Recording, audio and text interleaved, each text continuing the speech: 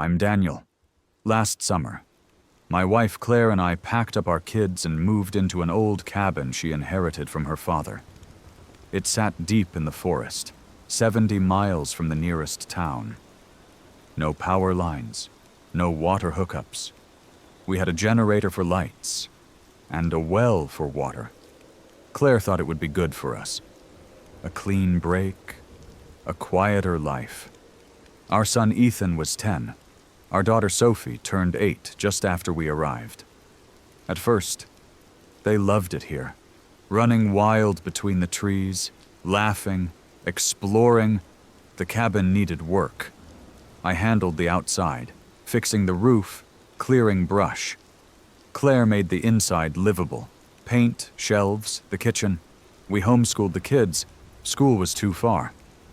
And for a while, it felt peaceful. No neighbors, or so we thought. The closest store was an old roadside shop run by a man named Harris. It doubled as a gas station, shelves lined with dusty canned goods and tools.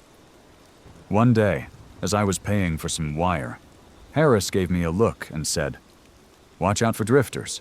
Some folks out here aren't the friendly kind." A few days later, Ethan and Sophie came running back from the woods, breathless. "Dad, there's a man out there," Ethan panted. "Watching us," Sophie added, eyes wide.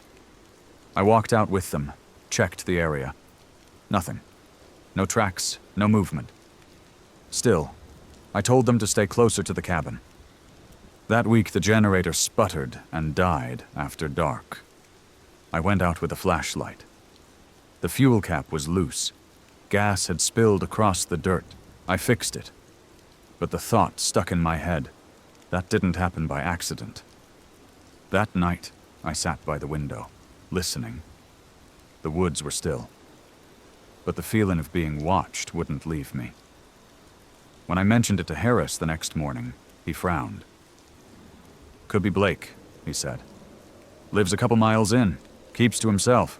Got a bad temper." Later that week, the kids saw the man again. Sophie described him. Tall, unshaven, heavy coat. "He waved at us, but not in a nice way," she whispered. Ethan added, "He had a gun on his belt." Claire wanted to avoid him, but I needed to make sure we were clear on boundaries. I followed a faint path through the trees one morning and came upon a collapsing shack with piles of junk outside. A man stepped out. "What do you want?" he barked. "I'm from the cabin down the way," I said. "My kids have seen you around, just making sure there's no problem." His eyes were hard. "Kids shouldn't wander. This is my land." "It's not," I said evenly. "But we can stay out of each other's way." He grunted, then disappeared inside. That night, the generator failed again. This time, the cables had been ripped loose. Claire whispered, "We should leave. For the kids." I shook my head. "Not yet. We can handle this." The real trouble came one Saturday. The kids were playing near the edge of the woods when I heard them scream. They came tearing toward me, pale and terrified. "He's chasing us!" Ethan yelled. "With a gun!" I shoved them inside, told Claire to lock the doors, then grabbed my rifle and went into the trees. Branches whipped against my face as I pushed forward. Footsteps ahead. "Hey!" I shouted. "Stop!" Blake burst from the brush, shotgun in hand. Sawed off, illegal. He aimed it at me. "Your brats trespassed," he snarled. "Told you to keep them away." "They're just kids," I said, raising my rifle slowly. "Put that down." He laughed, low and mean. "You think you own this? I was here first." We stood there, guns locked, seconds dragged. "Back off," I told him, voice steady. "Or I'll pull the trigger." He lowered his gun slightly. "This ain't over." Then he vanished into the woods. We drove straight to the sheriff. Sheriff Carson listened carefully. "Blake's been trouble before," he said. "Let's go see him." They went to his shack that afternoon. Hours later, Carson called. "You were right to report it," he said. "We found something bad. A woman's body, buried shallow behind the shack. Multiple gunshot wounds, likely years old. Records showed he'd killed her ex decades ago, but walked free on a technicality. They arrested him on the spot. For weeks, the kids wouldn't go near the woods. Sophie drew pictures of the man in the trees. Ethan stayed inside, quiet. We still live in the cabin, but Claire keeps the doors bolted, and I keep the rifle loaded." Harris shook his head when I told him. "Could have been worse," he said. "Sometimes, at night, I hear a branch snap in the dark. I tell myself it's deer or wind, but I check anyway. Flashlight in one hand, rifle in the other. Because out here, you never know who's watching from the woods." I'm Cody. 5 years ago, my wife Amanda, our son Cadence, and I walked away from the noise and the chaos of the city. We wanted peace, the kind of peace you can only find far away from everything. We found it in a quiet home, tucked high in the hills outside Knoxville. A few acres, all to ourselves. No power lines, no water company. Solar panels for light, a well for water, and the trees for safety. For a while, it was perfect. Until Jed arrived. He showed up one sunny afternoon, moving into the cabin beside ours. At first, he seemed ordinary enough. A man from up north, truck driver by trade, looking for space and quiet. I brought him a plate of Amanda's cookies. We shook hands. He thanked me, said if I ever needed help, I could ask. The first couple of weeks, no problems. Then, I started noticing him, pacing along the edge where our properties met, tape measure in hand, marking spots with stakes. One day, he came to my door with a folded map. "Your fence," he said, "cuts into my land by 10 feet. I told him we'd had the place surveyed, that the property lines were right. He shook his head. Said the deeds proved otherwise.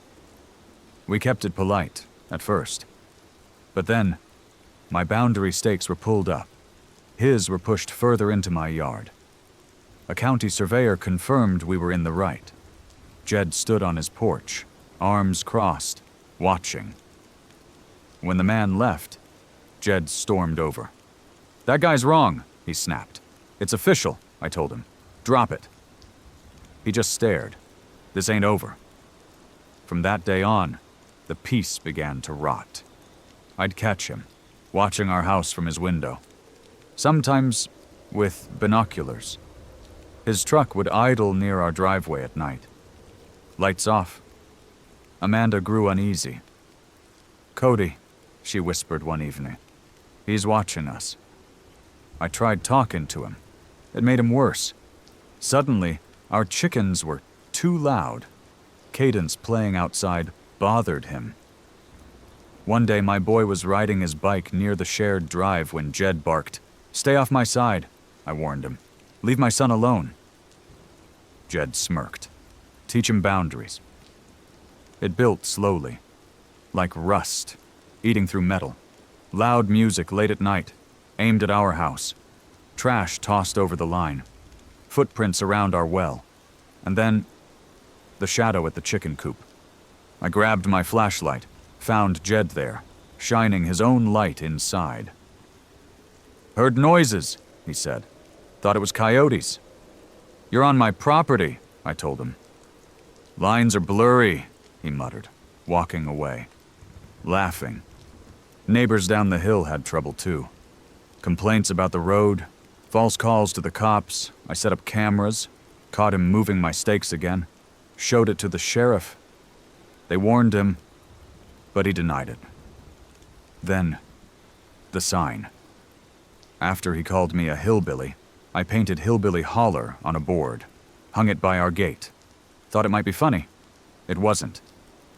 That night, I heard wood crack, saw him walking away from the gate. The sign was gone. Amanda wanted to sell. It's not safe, Cody. But this was our home. The breaking point came on a sweltering afternoon. Cadence and I were building a new chicken coop. He was holding nails, smiling. Dad, can we get more hens? Sure, buddy.